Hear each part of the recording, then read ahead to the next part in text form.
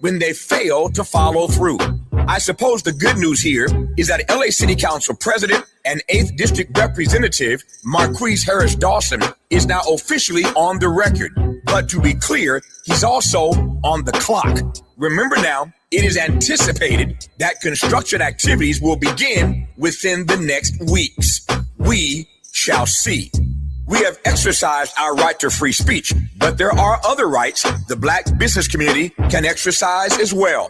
This is a classic example of a public nuisance claim, if ever there was one. Again, we shall see. What I can tell you is that Black business owners and Crenshaw community residents have been calling, emailing, and literally showing up in our lobby demanding more and asking how they can sign on to this effort. Put simply, after years of delay, the people have had enough. My big mama put it this way: once a task you have first begun, never finish until it is done. Be the labor great or small, do it well or not at all. Now, I need to put on my hard hat, go outside, and wait for these procrastination Crenshaw construction crews to show up. I'll let you know if and when they do. Trust and believe. With a KBLA Talk 1580 editorial, I'm Tavis Smiley. As always, we welcome your feedback.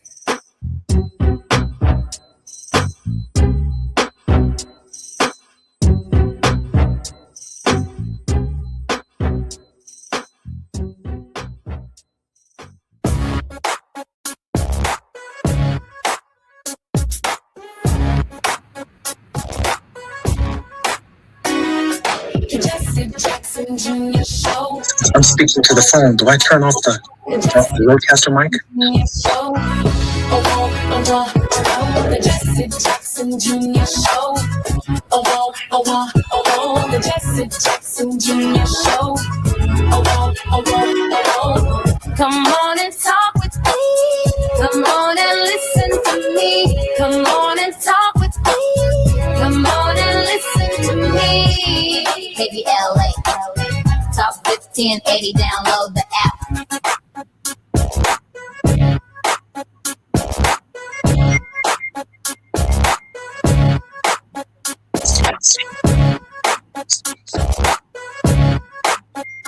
I'm Jesse Jackson Jr. Looking forward to the Jesse Jackson Jr. Show on KBLA Talk 1580. I want to begin with a brief editorial.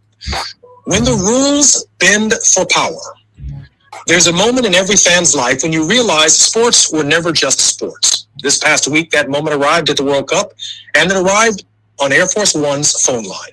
A red card, a one-game suspension, routine stuff, the kind of call referees make and players accept, win or lose. But when that player was American, and losing him meant losing an edge against Belgium, the President of the United States picked up the phone and called the head of FIFA himself, and FIFA blinked. For only 1 second in World Cup history, the first being a disputed 1962 call involving a Brazilian legend and a different head of state leaning on the refs. A suspension was lifted, not because the red card was wrong. FIFA never said that. The card stood, only the punishment disappeared. Here's the moral dilemma, plain and simple. We tell our kids that rules apply to everybody, that the scorecard doesn't care who you are or who you know. Then the most powerful man in the country makes one phone call and the rule book rewrites itself in real time. What lesson does that teach? not just to Belgium, not just to soccer fans, but to every young athlete watching, wondering if talent is what matters or proximity to power. Defenders say every president roots for the home team. Every leader wants their athletes to succeed. That's true. And there's nothing wrong with the president cheering from the stands, but cheering is not the same as calling the referee's boss. There's a line between patriotism and interference, and this crossed it. Not because the intent was sinister, but because the precedent is corrosive. If the rules only hold until someone important calls, they were never really rules at all. They were suggestions, waiting for the right phone number. That's a lesson in this country has to learn, and it's going to learn it the hard way, in arenas well beyond sports. And worth it's saying plainly on the radio on a Tuesday, integrity isn't measured by what you do when no one's watching. It's measured by what holds up when someone powerful asks you to look the other way. FIFA had a choice. So does every institution facing pressure from the top. This week on soccer's biggest stage, we got a clear answer about which way that skips the tail. I'm Jesse Jackson Jr., listening to the Jesse Jackson Jr. Show on KBLA Talk 1580. In this hour, Bishop Joseph Tolton is our very special guest. He's the founder and president of Interconnected Justice, which was established in 2019. The strategic intent of the organization is to be a force uniting global racial justice movements in which the continent of Africa and its diaspora build on an ecosystem of self-defined, determined advocacy. The bishop's passion for connecting Black Lives Matter and the Pan-Africanism flows from his deep conviction that the global project of our lifetime is to dismantle white supremacy and to deconstruct patriarchy. Bishop Tolton believes this is a spiritual project that demands highly connected secular activism. Bishop Tolton, I know we just have a few seconds, but welcome forward to the Jesse Jackson Jr. Show. It's so good to be with you, Brother Jesse. Blessings. I am so glad that you're here. We have so much to cover and so much to talk about. More on KBLA Talk 1580. You're listening to the Jesse Jackson Jr. Show right here on KBLA Talk 1580. Our very special guest on Tenacious Tuesday is none other than Bishop Tolton. More when we come forward on KBLA. It's afternoon drive time with Jesse Jackson Jr. Only on KBLA Talk 1580. Is reviewing life insurance on your to-do list? Now's the perfect time to add it. A friend recently told me that securing life insurance sooner rather than later can help you lock in lower rates for years to come. So I bumped this up on my list and got it done. I called SelectQuote and couldn't believe how easy and affordable life insurance is. I'm 40 and got a $500,000 policy for $16 a month. My husband's also 40 and his $500,000 policy was only $18 a month. Plus, with SelectQuote's same-day coverage, there was no medical exam required and we were covered by the time we hung up. Knowing I have this checked off my list feels amazing, but the peace of mind knowing my family is protected feels even better. Call SelectQuote at 1-800-729-7070. That's 1-800-729-7070. Or go to SelectQuote.com to get your free quote today. That's 1-800-729-7070. Details on example rate at SelectQuote.com. Don't be anxious or confused about AI. Take control of your career when you get the skills to tackle real business problems and design specialized solutions. HR Dive reported that entry-level talent with applied AI credentials can receive up to a 25% salary boost. But where do you find training that you can trust? Future-proof your career and deliver more value with Humans Lead the Way AI. Their hybrid learning courses use practical definitions, real-world examples, and strategic insights to help you and your team understand AI with confidence. No magic, no hacks, no shortcuts. Just practical knowledge that helps you use AI more successfully. Don't wait. AI can never replace people who know how to use it well. Register for courses today at humansleadtheway.com. That's humansleadtheway.com. As the poet laureate of Harlem, Langston Hughes, once said, I too sing America. I am the darker brother. They send me to eat in the kitchen when company comes, but I laugh and eat well and grow strong. Tomorrow, I'll sit at the table when company comes. Nobody dare say to me, eat in the kitchen then. Besides, they'll see how beautiful I am and be ashamed. I too am America. KBLA Talk 1580 and the Inner City Youth Orchestra of Los Angeles invite you to attend the 18th season finale concert, I Too Sing America, honoring the 250th anniversary of the United States of America, this Sunday, July 12, 3 p.m. at the Walt Disney Concert Hall.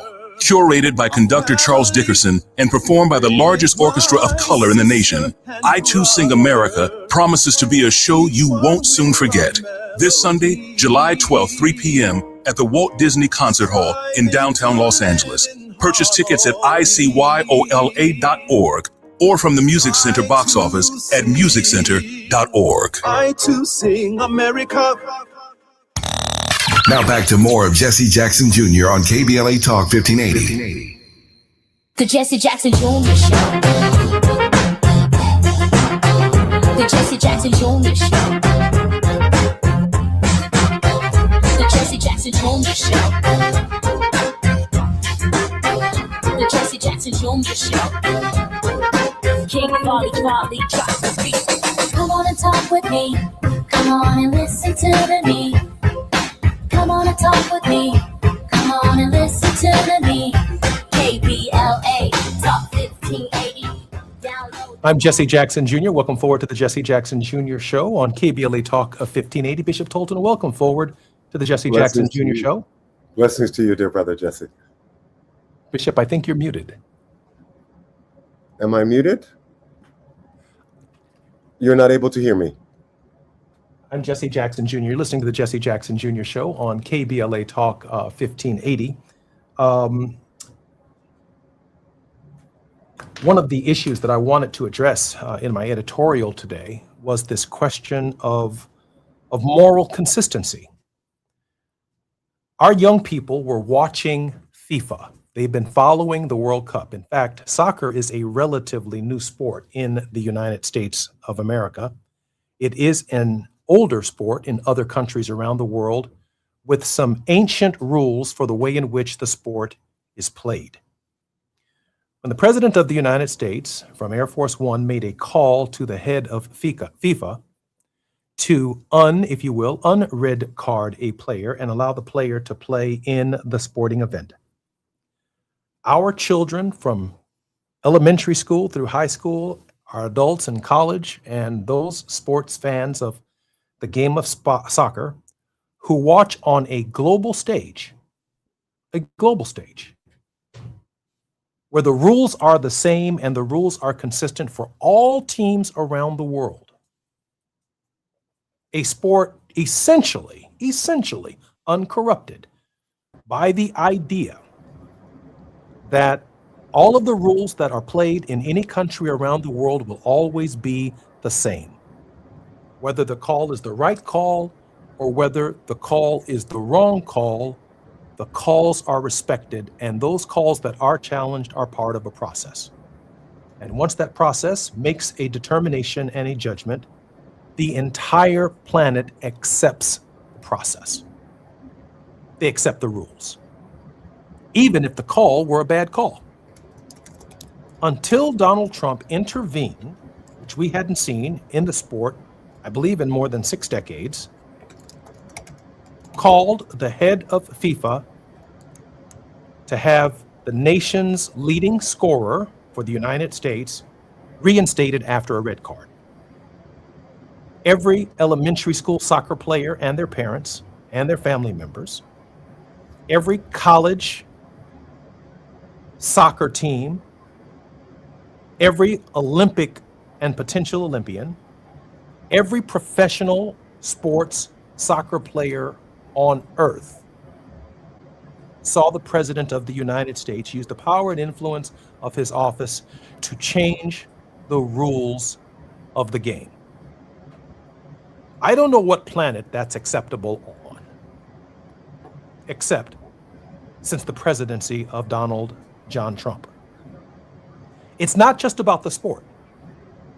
It's the consequences of the perception that America is prepared to win at all cost, even if we are not following the rules, so that we can celebrate as if we did follow the rules, hold the world to the standard of the rules that we as Americans do not have to play. That's one of the many lessons to be learned from what took place just the other night at FIFA.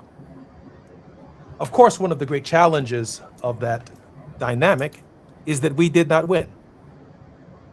And so the world itself is now gloating, not just about the Belgium victory, it's also gloating about the reality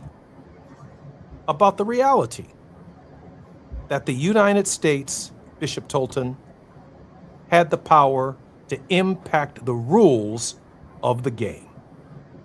Bishop, a very, very difficult day for the American people and for the world on this question of moral authority. Bishop Joseph Tolton. There is no question that this is a difficult day around that question. Brother Jesse, I've been thinking about my grandmother because she was famous for saying, God does not love ugly, and he's very little for beauty.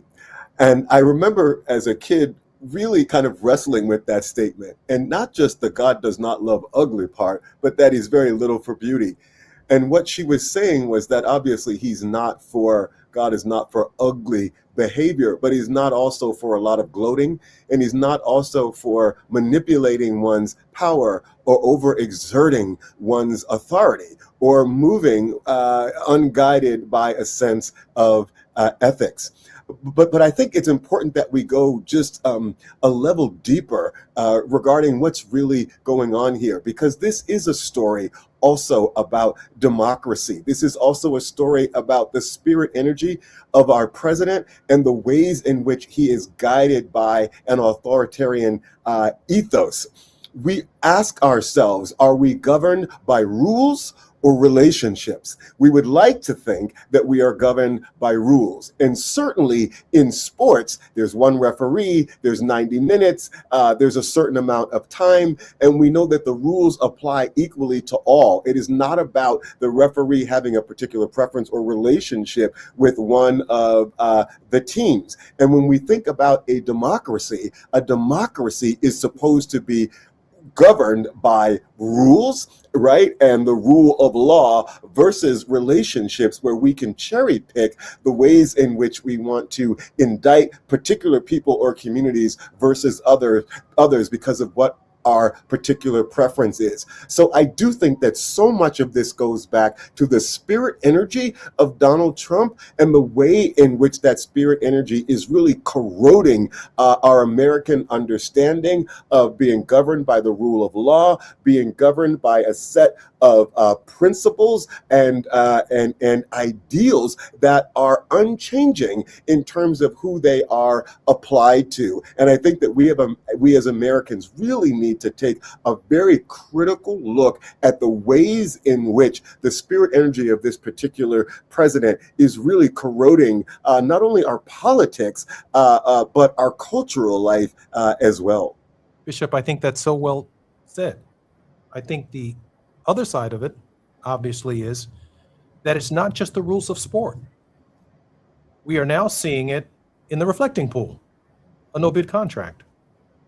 We're seeing it in the way in which the Pentagon is conducting business through contracting. We're seeing it through the ways in which the President of the United States is trying to dictate the outcome of political elections by rigging the system. What is the message and the spirit energy that is flowing from the White House that essentially says the only moral code that we need to follow is that we win? Well, that's absolutely right. It's important to be clear that authoritarians and dictators, they don't necessarily destroy institutions, but they make institutions all subject to one person. And that's why they oftentimes give the appearance of operating in a democratic system or frame. Like Putin will still talk about the fact that there are actually elections in Russia, because they oftentimes will embrace the trappings of democracy or the trappings of fairness. But what they do is they actually capture those systems. So this goes back to why Donald Trump wanted his name on the Kennedy Center, or why why he wants the public arch. It is because he needs his image and his personal sense of authority to be so ubiquitous that all institutions and all people actually become subject to him. This is why when you visit countries where the dictatorship is just off the rails, every hotel, restaurant, or store or venue where you enter, you will see an image of the dictator, because people need to know that every institution, every one of the seven mountains, as it were, has actually been captured by the dictator as opposed to destroyed by the dictator. Bishop, you're a moral leader, and I'm reflecting in this moment whether or not this conversation would be different had we won. The world is reacting not only to the incidents of the president making the phone call, but it's reacting to the overwhelming way in which the Americans did lose as well. And it allows for us to have this conversation.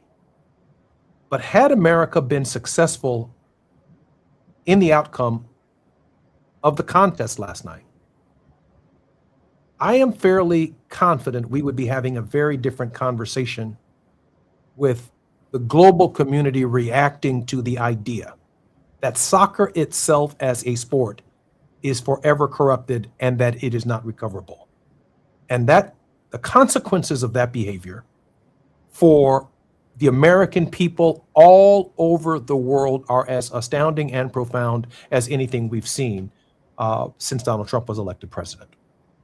Yeah, there's no question that on many levels, as much as we, of course, would have loved to have seen the American team go on and do well, there's something righteous about this loss, because if we had in fact won, there always would have been an asterisk next to this W. And that asterisk for time in memoriam would have spoken to the fact that the Americans cheated and that the Americans were led by a president who blatantly cheats, consistently lies, undermines his friends, is unloyal to anyone. And that, again, this is the modus operandi that now America is operating in. We are a global superpower. We have meddled in the affairs of other nations for many, many years. There's a reason why we have such economic domination. And so, of course, there is a lot of, in many cases, negative energy toward America because of how we've operated. A win last night would only have kind of been the icing on the cake for really delivering a death nail in the coffin that suggests that this is really who America is. They cheat, they undermine, they leverage their strength and the faith of other people's weakness. They play unfairly, and that they're the ultimate dominionists. So on many levels, having lost gives us an opportunity to perhaps resurrect our image in this particular space, and hopefully that would bleed over into the resurrection of our image beyond just soccer, but more substantively as being a fair player on the global stage that is interested in equity.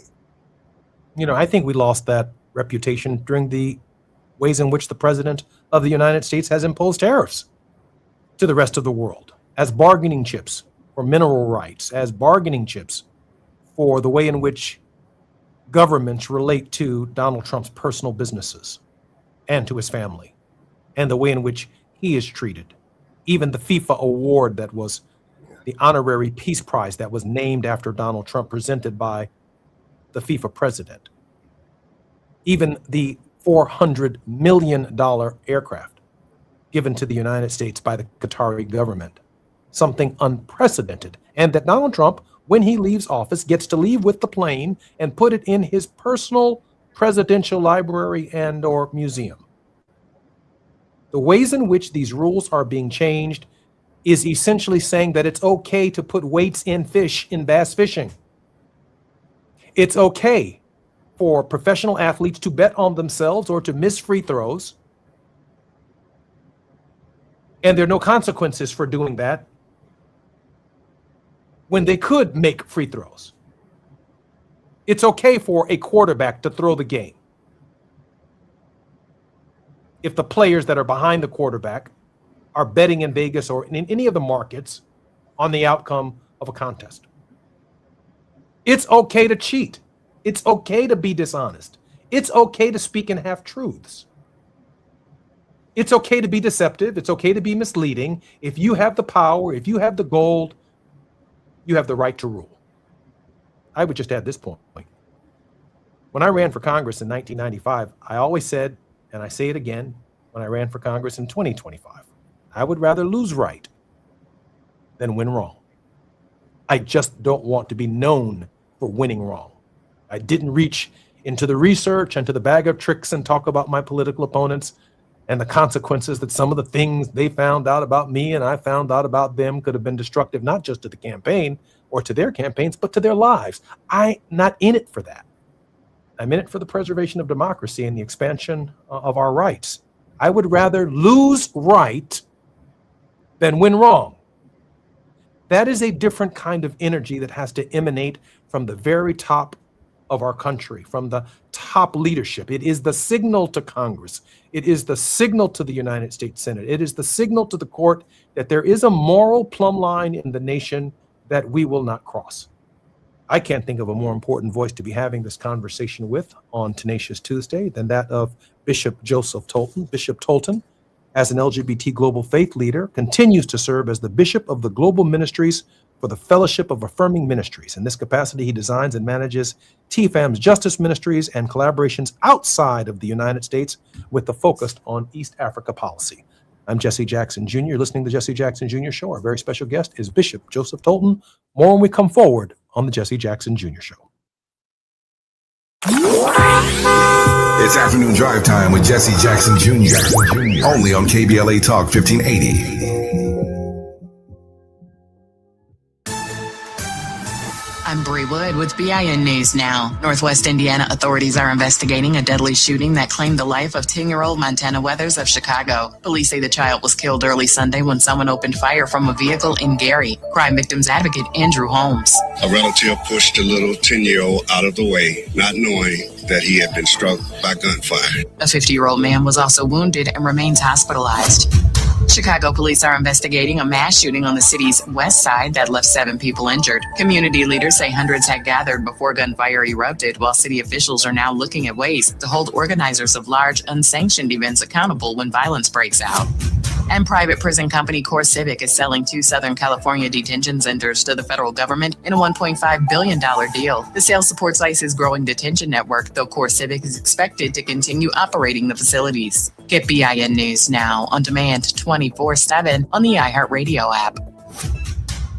Think It Up is an initiative to activate student-powered, teacher-led learning projects. Students and teachers, how can you spark great learning experiences in your classrooms today? Join at thinkitup.org. Is this the time? This is the KBLA Sports Minute with Ray Richardson. For many soccer fans around the world, justice was served Monday night in the World Cup. Belgium eliminated the U.S. men's soccer team with a dominant 4-1 win that could be called, in the words of James Brown, the big payback. World Cup fans and opposing teams were upset with the decision by FIFA President Gianni Infantino to overturn the red card 1-game suspension for U.S. leading scorer Folarin Balogun. Balogun was not supposed to play Monday night. Trump was criticized for asking his good friend Infantino to review Balogun's suspension. When Infantino bowed down to Trump, both men became public enemy number 1 and number 2 for soccer fans around the world. Balogun was a non-factor in the lopsided loss, no goals or assists. This was the 4th straight World Cup the U.S. failed to advance to the quarterfinals. A lot of folks are delighted that the streak continued. No debates, no speculation, just the info you need. That's your KBLA Sports Minute. I'm Ray Richardson on KBLA Talk 1580. Where the overlooked become unmissable, this is KBLA Talk 1580. In a world full of noise, one station keeps it real. KBLA Talk 1580, where the conversation goes deeper, the voices sound like yours, and the issues that matter most to our community take center stage. Progressive, powerful, unapologetically us. Whether you're driving through the city or tuning in from your home or office, join the public square. KBLA Talk 1580, your home for talk that enlightens, encourages, and empowers. Listen live on our free KBLA 1580 app, on our website at KBLA1580.com, or on your radio dial at 1580 AM. Unapologetically progressive. This November, you'll decide who leads California. So shouldn't you hear directly from the people asking for your vote? Join us for California Voices, a political town hall and ballot forum, Saturday, October 3rd, 2026. Meet candidates running for governor, lieutenant governor, attorney general, and other major statewide and local offices, including mayor of Los Angeles, city attorney, and LA County sheriff. Get clear, nonpartisan breakdowns of the propositions on your November ballot, both sides, no spin. And ask your questions directly, in real conversation, face to face. California Voices is brought to you by KBLA Talk 1580 and the Empowerment Congress, giving you the information you need before you vote. Mark your calendar, Saturday, October 3rd, 2026, California Voices. Follow KBLA 1580 for details and download the KBLA 1580 app. Your vote, your voice. Be there. Please be advised. You may want to stop eating the following foods immediately: broccoli, kale, bean sprouts, blueberries, quinoa, spinach. Wait, what? I thought those were good for me. Turns out not for everyone, because what's healthy for one person can cause inflammation for another. And the only way to really know what your body needs is to listen to it. Listen how? That's where Viome comes in. Viome is a simple at-home gut health test that looks at your body's real-time biology using RNA to understand what's happening inside you right now. When your results come in, you'll learn exactly which foods to eat, which to avoid, and which supplements are right for you, all based on the world's largest RNA-based human biology database and thousands of clinical research studies. And many people who use Viome report more energy, better digestion, and a better mood within months. So stop guessing. Start knowing. Learn more at viome.com/gut. V as in Victor, IOME.com/GUT. And use coupon code GUTHEALTH50 to save $50 off your purchase. Viome. Trust your gut. Indeed presents hires you can't afford to get wrong, like public works supervisor. Hey, this waterman is under a ton of pressure. Did you ever fix it? Yeah, 3 layers of duct tape. Wait, should I have added a 4th layer?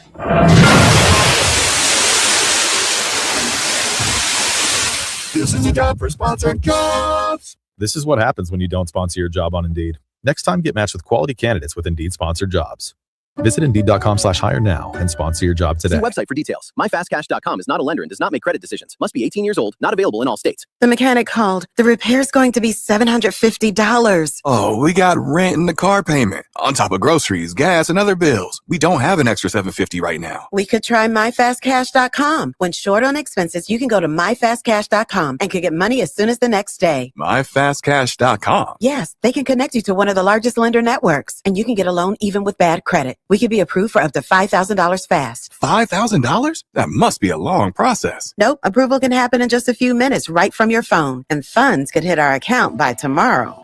If you have a regular source of income and a bank account, you could be approved for up to $5,000, even with bad credit history. And the cash can hit your bank account the next day. Honey, I'm going to MyFastCash.com right now. Thank goodness. If you need extra cash, go to MyFastCash.com. That's MyFastCash.com. MyFastCash.com. Loan availability, approval, and funding times vary. Terms apply. You're listening to Jesse Jackson Jr. on KBLA Talk 1580. The Jesse Jackson Jr. Show. The Jesse Jackson Jr. Show. The Jesse Jackson Jr. Show. The Jesse Jackson Jr. Show. King Volley, drop the beat. Come on and talk with me. Come on and listen to me. Come on and talk with me. Come on and listen to me. KBLA Talk 1580. Download the app. I'm Jesse Jackson Jr. Welcome forward to the Jesse Jackson Jr. Show on KBLA Talk 1580. In this hour, Bishop Joseph William Tolton, founder and president of Interconnected Justice, is with us as our very special guest. Bishop, welcome forward to the Jesse Jackson Jr. Show. Blessings, dear Reverend. Blessings, dear brother. Bishop, let me ask you a question before I get to our pivot to our next point. Share with us how we can support your ministry and how we can get in touch with you.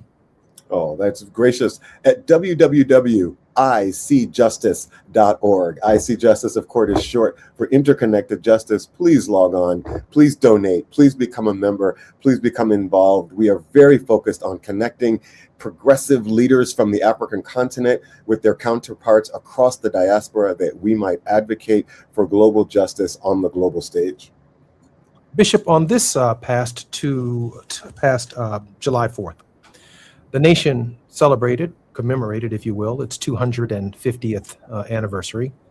And aside from the parades and the fireworks and the food and some of the charades that we've seen to celebrate the 250th anniversary, there is one image that emerges at this hour that quite possibly could be the most defining image of July 4th since the Civil Rights Movement, or since Frederick Douglass of July 4th, some 160 or so years ago. I'm wondering, Bishop Tolton, your thoughts of that young lady and her surroundings on the 250th anniversary of the nation's birth. It obviously was very difficult to see the image. It was very difficult to believe that this is an image from our modern day time. This young lady was scared and frightened. I don't know if she fully understood exactly who was surrounding her, but it is very clear from the look on her face that she realized that these were people that did not have her best interest at heart, and that she was fully surrounded by them.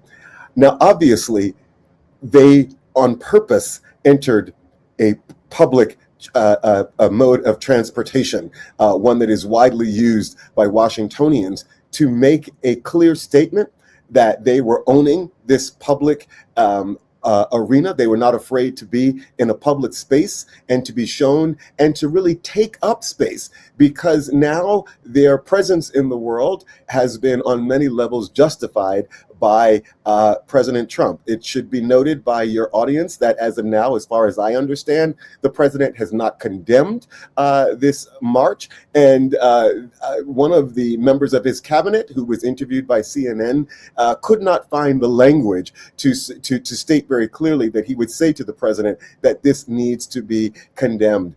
But I think it's important that we do have this unfortunate image, because it really embodies exactly the state of America, where we are as Black people in this country, and the ways in which our lives are under such threat, and where such hostility toward us has now become normalized again. It's a very troubling and piercing image, but one that is profound and incredibly important, as an image can say what 1,000 words cannot.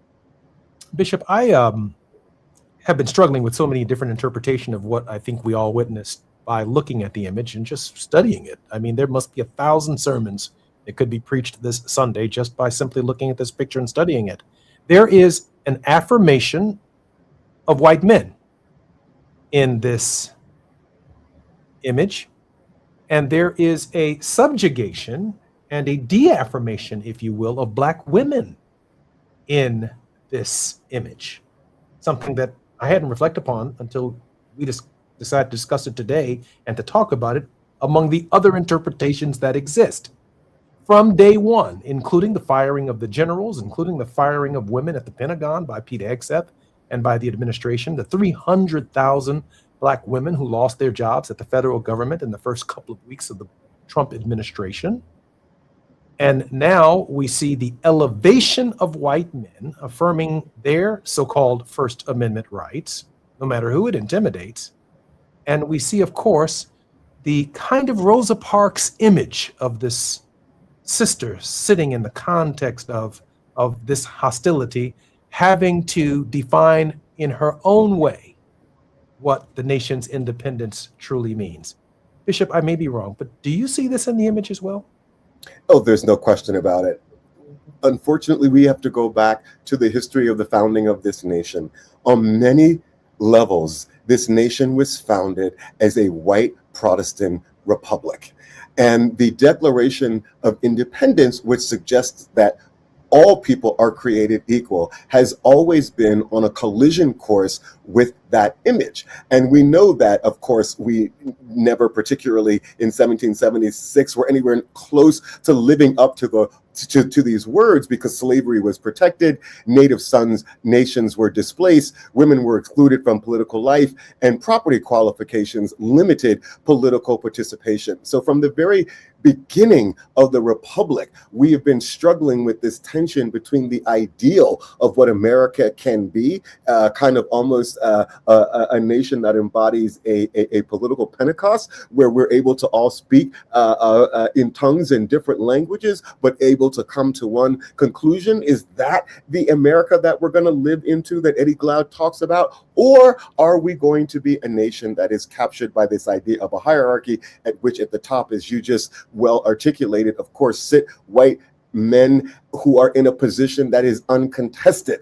But I think what the image lifts up is that these are white men who are struggling with the fact that their superior position and their supremacy has been historically contested. But make no mistake about it, we were founded as a white Protestant republic, and for many years we've been struggling with how we can live up to the ideal of America. And now that we're moving toward demographic changes, where the country is going to be a minority majority country, the race is on for figuring out and determining ways to manipulate and game the system politically and economically, creating a very particular social outcome where that hierarchy is maintained under the canopy of minority rule.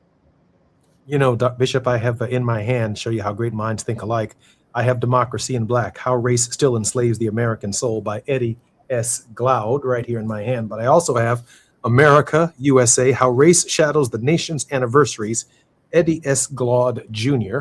as well. I keep these books very close to me because they are so pertinent for this hour. You know, I do want to talk about this when we come forward, but I want to at least tease our audience on the question. When you think about Gettysburg, July 1st through July 3rd, 1863, there really was a race for the outcome of that battle to determine who gets to define July 4th. Now, Abraham Lincoln would come back in November of that year, after the battle had been won by the Union, and define it with the Gettysburg Address 77 years ago. Our fathers brought forth on this nation and how it was conceived. Lincoln got to define the battle at Gettysburg. And this image is pertinent to that very definition. But then on the other hand, when we reflect upon what that Gettysburg could have become and who could have defined July 4th, what could have happened. And in fact, we may be seeing more of what could have happened in the current administration. I'm Jesse Jackson Jr. You're listening to the Jesse Jackson Jr. Show on KBLA Talk 1580. More with Bishop Tolton on Tenacious Tuesday. Barbara Arnwine will be up next at the top of the hour. More when we come forward on KBLA. While you're stuck in traffic, we can at least bring you up to speed on the news of the day. You're listening to Jesse Jackson Jr. only on KBLA Talk 1580.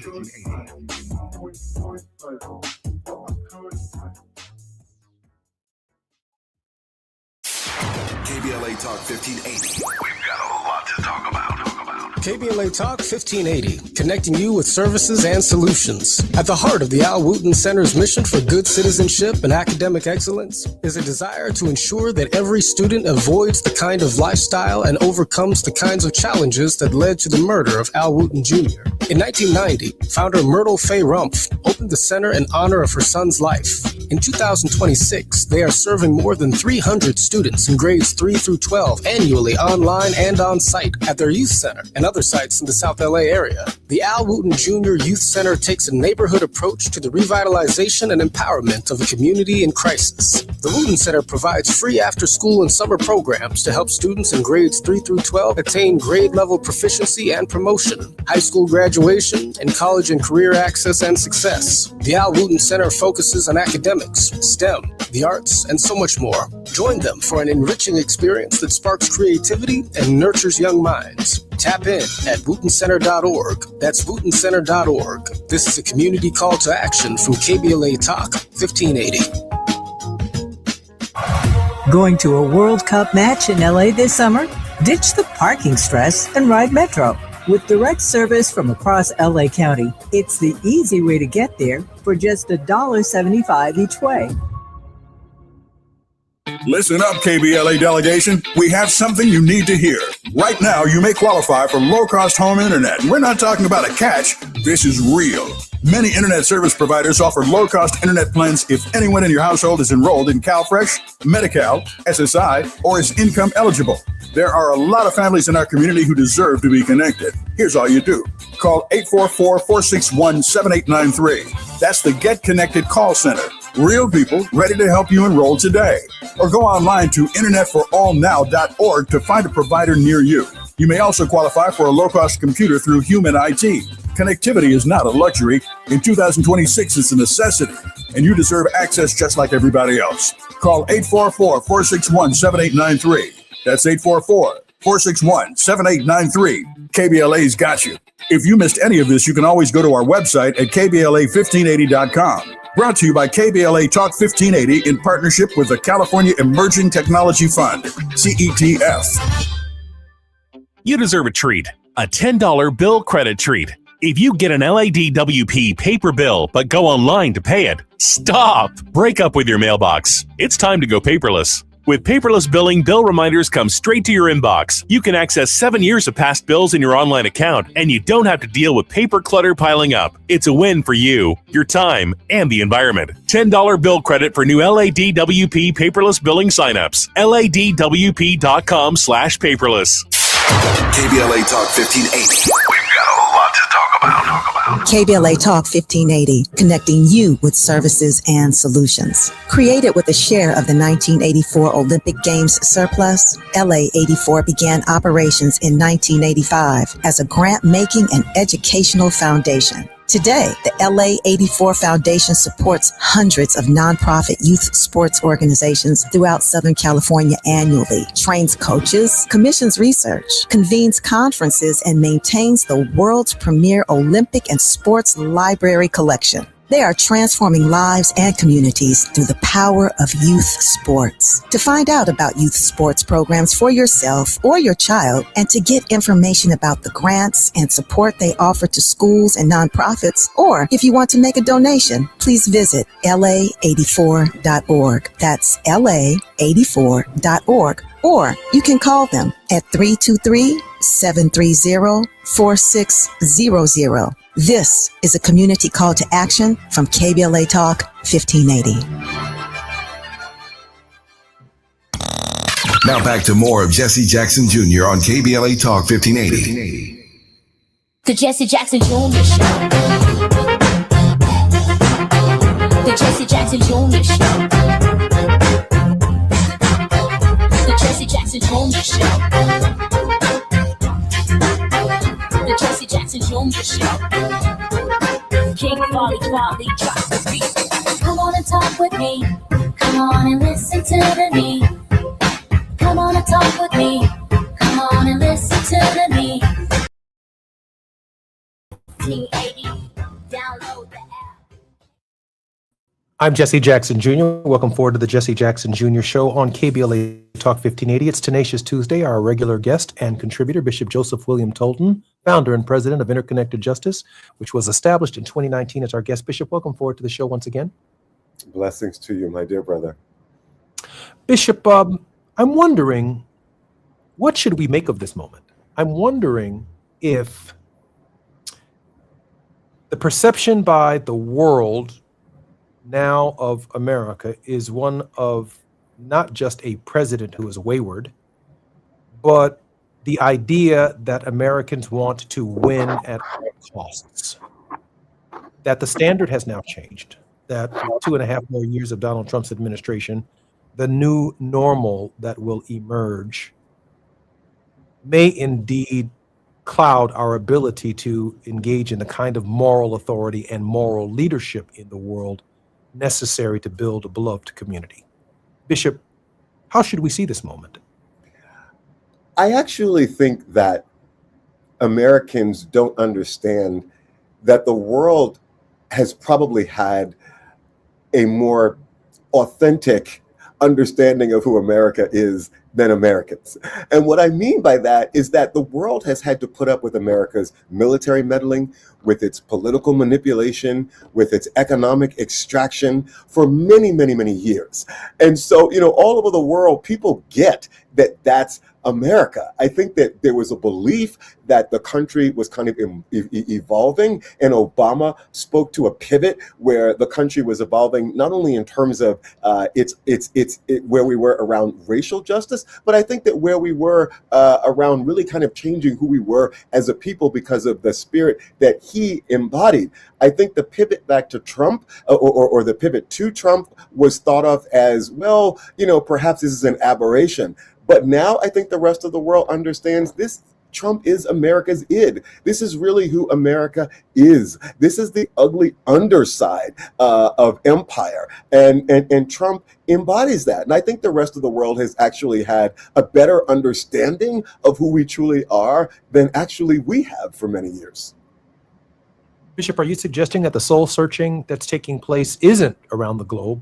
The world knows who we are, but the soul searching that we are witnessing under this leadership is something that we, and probably we as Americans alone, are actually struggling with, because we can't imagine an America treating people, treating rules, treating fairness, treating justice the way it's occurring in this hour?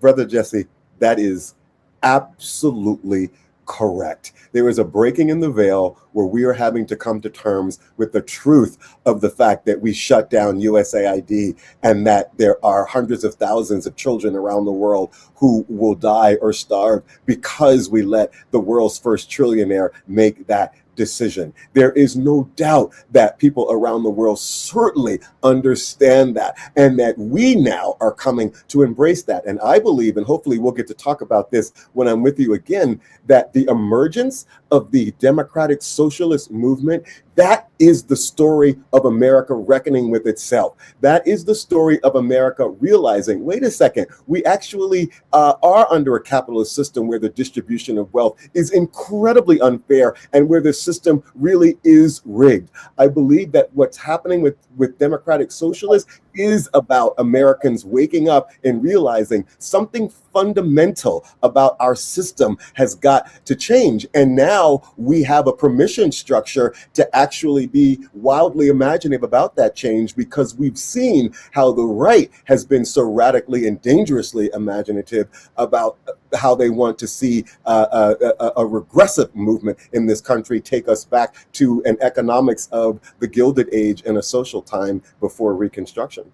Bishop, I can't wait to have that conversation. I met Michael Harrington, the late Michael Harrington, the founders of DSA, in 1984. He was a supporter of Jesse Jackson for president. Of course, you know Hunter Pitts, Jack Odell, worked with Martin Luther King Jr. and worked with my father for more than 4 decades. J. Edgar Hoover called Jack Odell one of the most dangerous men in America by calling him a communist. Jack Odell was not that. He believed in a fair distribution of economic resources. He wasn't necessarily God-fearing, so he did struggle with the idea of the divine and a force beyond human nature. But beyond that, Jack was actually very much engaged in healthcare for all and housing for all and decent, safe, and affordable housing for all of the American people. So whatever we're trying to do with the housing bill in Congress, Jack Odell at that time was 44 decades ahead of his time in arguing for a housing policy and a housing plan. Doc, I want to ask you for your word of hope, but just in this moment, can you center your word of hope also around women who quietly emerge? This sister sitting alone. We don't know her name. We don't even know if she understood her surroundings. And I hope that whatever comment she ultimately makes, if she makes one at all, that she leaves our imagination to right where it is. The last thing I'd like her to say is something like, I wasn't paying attention.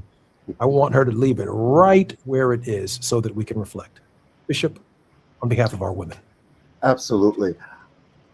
I think it's so important for us to be thoughtful about the movements over time in this country that have wrestled with this issue of fairness and what matters and who matters. And this goes back to the early 20th century socialism movement that was trying to answer these questions. I don't know how well they answered them, but they certainly were trying to do so. And then, of course, we know the women's suffrage movement in its own right was trying to answer this question from the perspective of the inclusion of women. And then we've seen movements from the civil rights movement to even the rhetoric of John Edwards as he was speaking to America. So this is a journey that we have been on for many years, and one that we're at a very pivotal moment regarding its future. And I do believe that women are going to be at the forefront of determining the type of America that we want to live in moving forward, because it's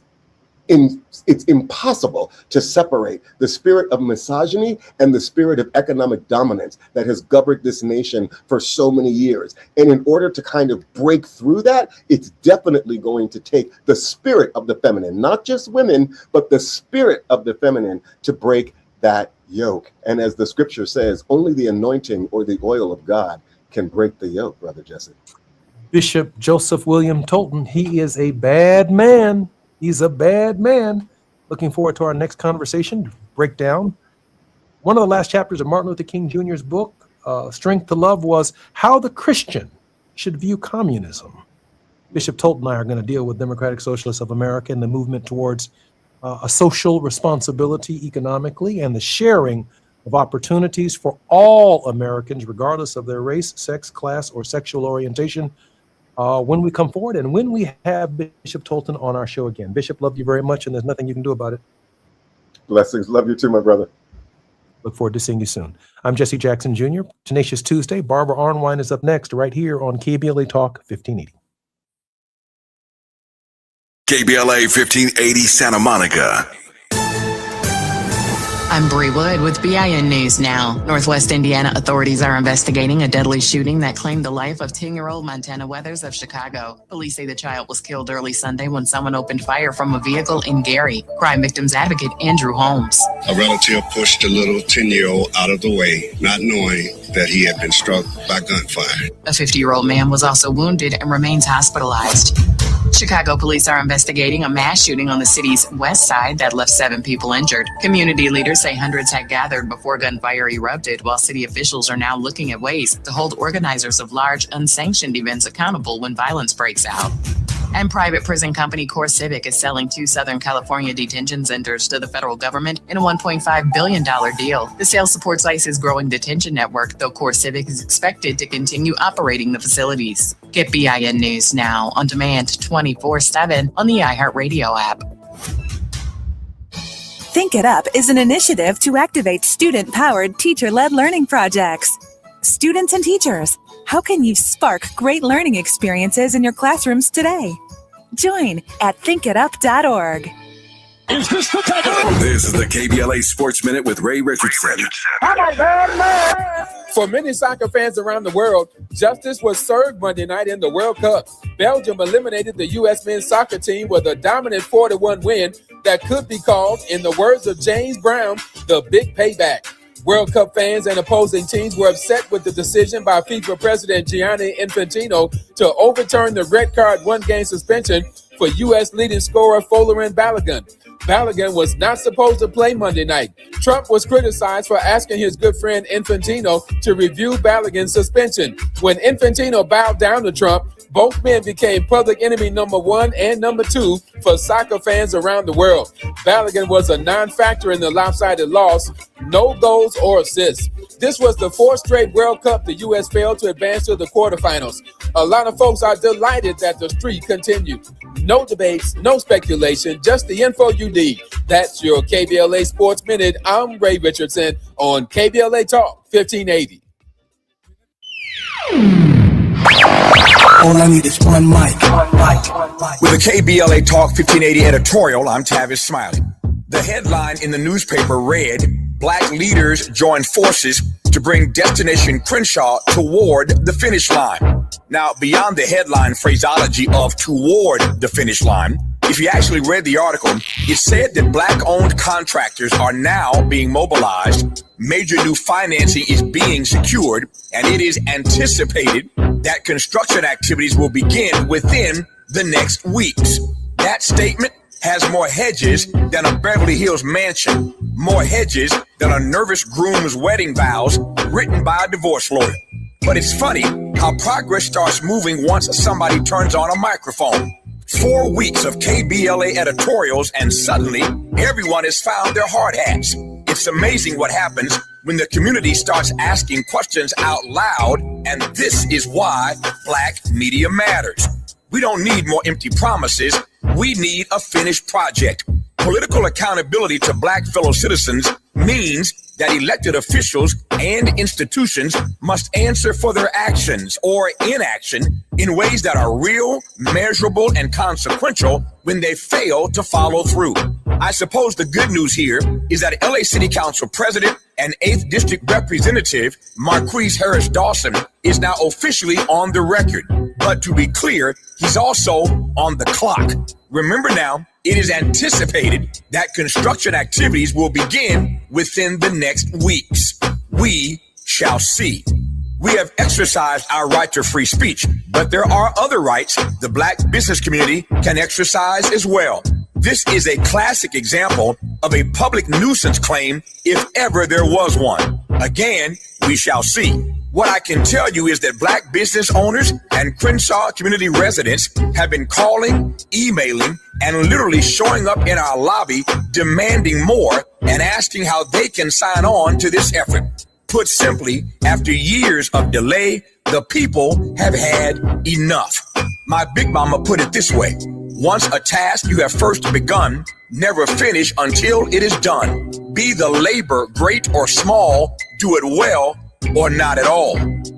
Now, I need to put on my hard hat, go outside, and wait for these procrastination Crenshaw construction crews to show up. I'll let you know if and when they do. Trust and believe.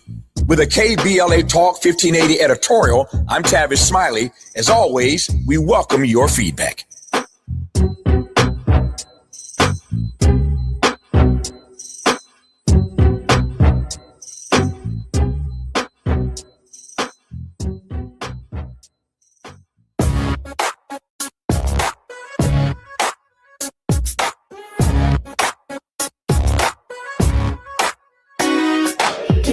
Jackson Jr. Show. The Jesse Jackson Jr. Show. The Jesse Jackson Jr. Show. The Jesse Jackson Jr. Show. Come on and talk with me. Come on and listen to me. Come on and talk with me. Come on and listen to me. KBLA Talk 1580, download the app.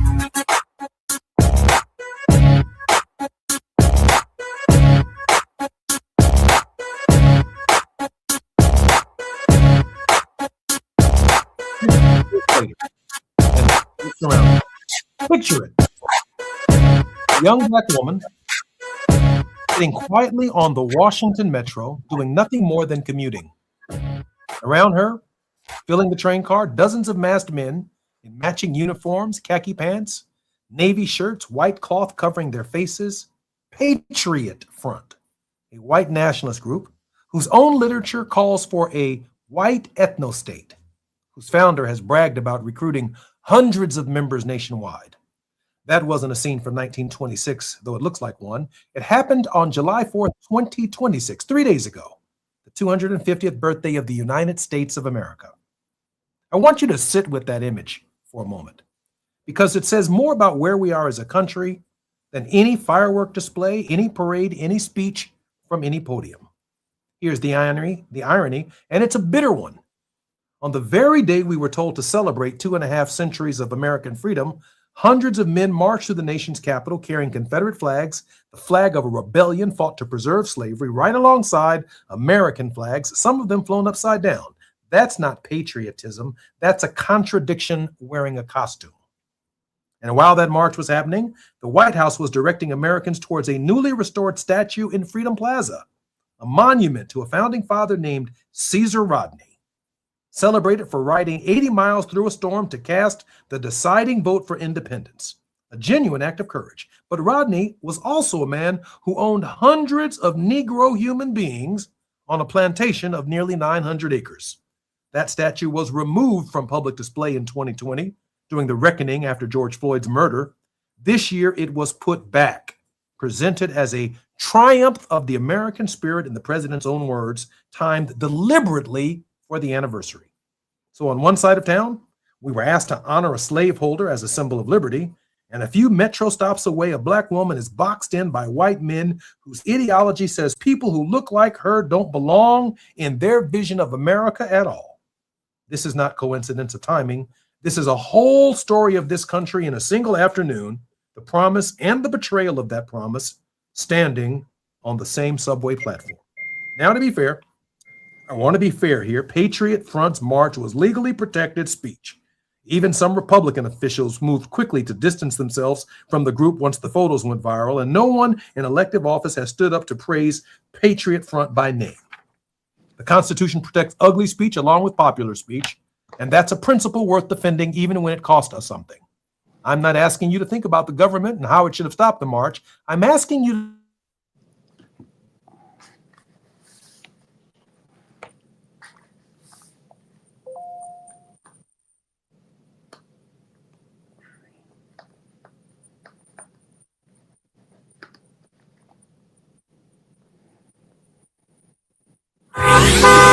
It's afternoon drive time with Jesse Jackson Jr. Only on KBLA Talk 1580. Is reviewing life insurance on your to-do list? Now's the perfect time to add it. A friend recently told me that securing life insurance sooner rather than later can help you lock in lower rates for years to come. So I bumped this up on my list and got it done. I called SelectQuote and couldn't believe how easy and affordable life insurance is. I'm 40 and got a $500,000 policy for $16 a month. My husband's also 40 and his $500,000 policy was only $18 a month. Plus, with SelectQuote's same-day coverage, there was no medical exam required and we were covered by the time we hung up. Knowing I have this checked off my list feels amazing, but the peace of mind knowing my family is protected feels even better.